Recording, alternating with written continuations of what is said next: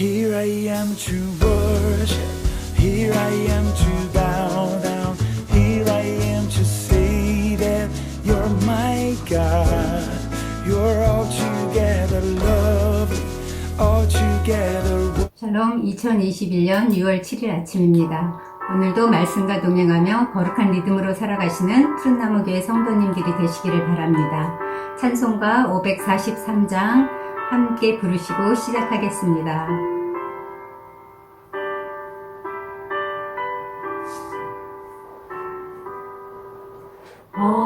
어려운 일 당할 때 나의 믿음 적으나 의지하는 내 주를 더욱 의지합니다.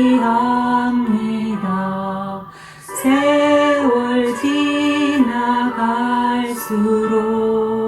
의지할 것뿐일세. 무슨 일을 당해도 예수 의지합니다. 아멘.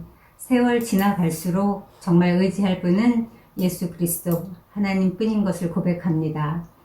오늘 함께 읽으실 말씀은 시편 7편입니다. 7편 1절로 17절 말씀을 함께 소리내어서 읽으시겠습니다. 여호와여, 여호와 내 하나님이여, 내가 주께 피하오니 나를 쫓아오는 모든 자들에게서 나를 구원하여 내소서. 건져낼 자가 없으면 그들이 사자같이 나를 찢고 뜯을까 하나이다. 여호와 내 하나님이여, 내가 이런 일을 행하였거나 내 손에 죄악이 있거나 화친한 자를 악으로 갚았거나 내 대적에게서 까닭 없이 빼앗았거든 원수가 나의 영혼을 쫓아 잡아 내 생명을 땅에 짓밟게 하고 내 영광을 먼지 속에 살게 하소서. 셀라. 여호와여, 진노로 일어나사 내 대적들의 노를 막으시며 나를 위하여 깨소서. 주께서 심판을 명령하셨나이다. 민족들의 모임이 주를 두르게 하시고 그 위 높은 자리에 돌아오소서. 여호와께서 만민에게 심판을 행하시오니 여호와여, 나의 의와 나의 성실함을 따라 나를 심판하소서. 악인의 악을 끊고 의인을 세우소서. 의로우신 하나님이 사람의 마음과 양심을 감찰하시나이다. 나의 방패는 마음이 정직한 자를 구원하시는 하나님께 있도다. 하나님은 의로우신 재판장이시며 매일 분노하시는 하나님이시로다. 사람이 회개하지 아니하면 그가 칼을 가시며 그의 활을 이미 당기어 예비하셨도다. 죽일 도구를 또한 예비하시며 그가 만든 화살은 불화살들이로다. 악인이 죄악을 낳으며 재앙을 베어 거짓을 낳았도다. 그가 웅덩이를 파 만들며 제가 만든 함정에 빠졌도다. 그의 재앙은 자기 머리로 돌아가고 그의 포악은 자기 정수리에 내리리로다. 내가 여호와께 그의 의를 따라 감사하며 지존하신 여호와의 이름을 찬양하리로다. 아멘. 시편은 찬양과 기도의 교과서입니다. 시편 안에는 구약 성경에 들어있는 율법과 역사, 예언, 지혜와 묵시 등의 모든 사상이 다 시로 표현되어 있습니다. 시편은 하나님이 이스라엘 백성에게 계시하고 역사하신 구원의 말씀과 행동에 대한 인간의 응답이기도 합니다. 시편 기자들은 하나님이 자신의 삶 속에 찾아오셔서 역사하시고 말씀하실 때는 찬양으로 응답했고, 하나님의 부재를 경험할 때는 탄식과 탄원으로 반응했습니다. 그렇게 시편은 찬양이 되고 기도가 되었습니다. 따라서 시편을 읽으면 우리는 찬양하는 법과 기도하는 법을 배울 수 있습니다. 시편 안에는 인간이 삶에서 경험하는 고통과 기쁨, 불행과 행복, 질병과 죽음, 불의와 배신, 회개와 용서, 그리고 하나님께 대한 감사와 고백 등이 몽땅 아우러져 들어있습니다. 신기하게도 시편 기자들의 그 감정은 수천 년의 시공을 초월해서 오늘날에도 여전히 우리의 심정을 대변해 줍니다.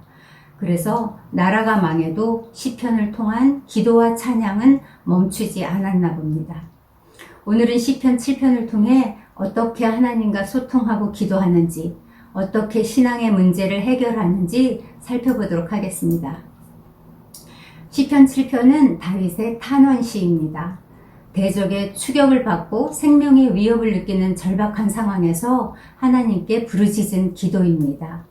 이 시편에는 다윗이 베냐민인 구시의 말에 대하여 여호와께 한 노래라는 구체적인 제목이 달려 있습니다. 그런데 베냐민 사람 구시는 성경 어디에도 나오지 않습니다. 그래서 많은 학자들은 베냐민 사람 구시를 사무엘하 16장에 나오는 베냐민 사람 시므이와 동일한 인물이라고 생각합니다. 사무엘하 16장에는 다윗의 일생의 가장 치욕적인 순간이 나옵니다. 아들 압살롬이 반역을 일으켜서 다윗은 치욕스럽게 맨발로 감람산으로 도망쳐야 했습니다. 그 처참한 상황에서 이 다윗에게 향해서 욕을 하는 인물이 나타났습니다. 그 사람이 바로 베냐민 지파 시므이라는 사람입니다. 그 힘들고 어려운 때에 그가 나타나서 다윗을 조롱하고 저주했습니다. 베냐민 지파는 초대 이스라엘 왕인 사울이 속한 지파입니다. 그 베냐민 지파는 다윗이 사울의 나라를 빼앗은 것이라고 생각했습니다. 그래서 시므이는 다윗을 향해 이렇게 저주를 퍼부었습니다. 피를 흘린 자여, 비루한 자여, 가거라. 사울의 족속의 모든 피를 여호와께서 내게로 돌리셨도다. 그 대신에 네가 왕이 되었으나 여호와께서 나라를 내 아들 압살롬의 손에 붙이셨도다. 보라, 너는 피를 흘린 자인고로 화를 자취하였노라. 이렇게 저주했습니다. 이 말을 들은 다윗의 부하들은 화가 나서 시므이를 당장 없애버리겠다고 했습니다. 그런데 다윗은 그대로 내버려 두라며 이렇게 말했습니다.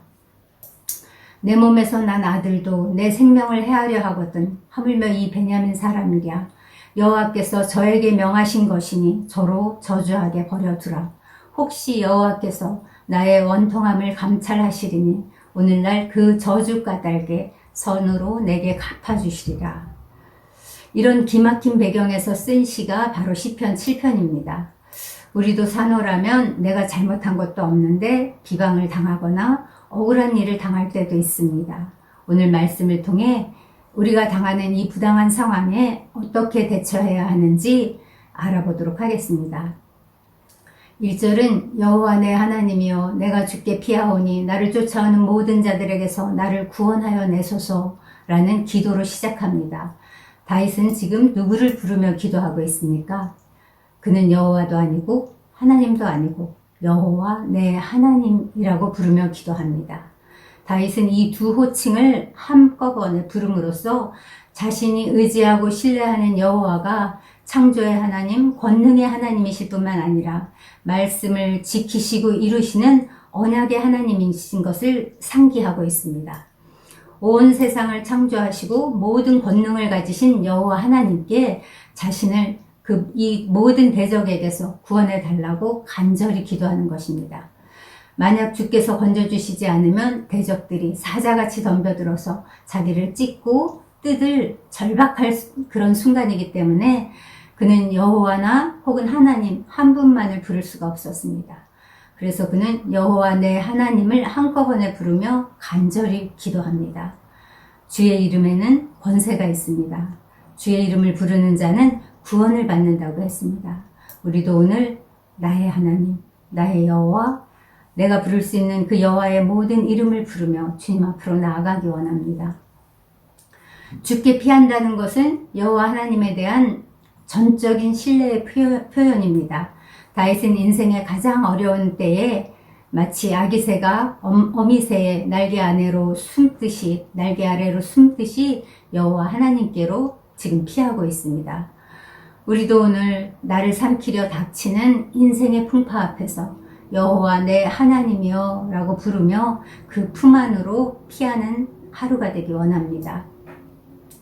3절에서 5절은 베냐민 사람 시므이가 다윗을 저주한 내용, 아까 다윗이 사울의 나라를 빼앗았다는 것에 대한 변론입니다.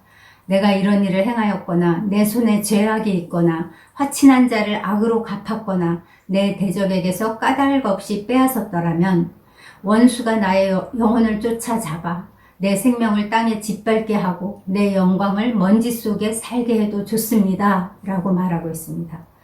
이것은 하나님 앞에서 자신의 무죄와 결백을 확신하고 있는 사람이 아니면 할 수 없는 말입니다. 그러면서 다윗은 의로우신 하나님께 이 세상의 역사 속에 친히 개입해달라고 부탁합니다. 자신을 위해서 일어나시고 대적들의 노를 막으시고 자기를 위해서 깨어서 심판해달라고 부르짖습니다. 만민에게 심판을 행하시는 여호와여, 나를 심판하소서. 나의 의와 성실함을 따라 나를 심판하소서. 놀랍지 않습니까?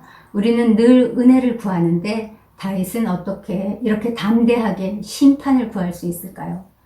다윗은 하나님이 의로우신 재판장이라는 사실을 믿었기 때문입니다. 악인의 악을 끊어버리고 의인을 세우시며 사람의 심장을, 폐부를 감찰하시는 분은 오직 의로우신 하나님이라는 믿음이 있었습니다.